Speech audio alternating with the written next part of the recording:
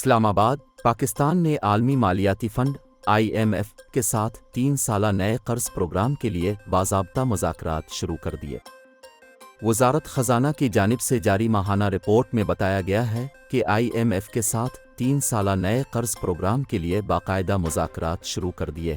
IMF قرض programme مستحکم policy کے لیے انتہائی اہم ہے کیونکہ قرض پروگرام سے بیرونی سیکٹر مستحکم ہوگا اور پاکستان میں سرمایہ کاری بڑھے گی۔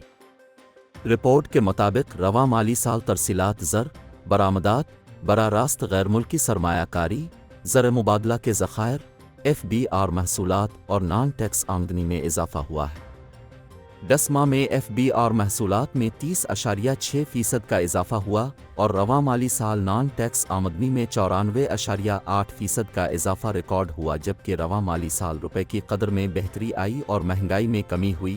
مئی میں مہنگائی کی شرح 13.5 سے 14.5% تک رہنے کا امکان ہے۔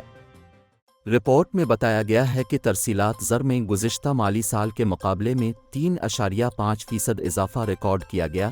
برآمدات میں گزشتہ مالی سال کے مقابلے میں 10.6% اضافہ ہوا۔ رپورٹ کے مطابق بیرونی سرمایہ کاری میں 10 ماہ میں 93.1% اور زر مبادلہ ذخائر میں 10 ماہ میں $5 ارب تک کا اضافہ ہوا، جبکہ ایک سال میں روپے کی قدر میں $9 تک اضافہ ہوا۔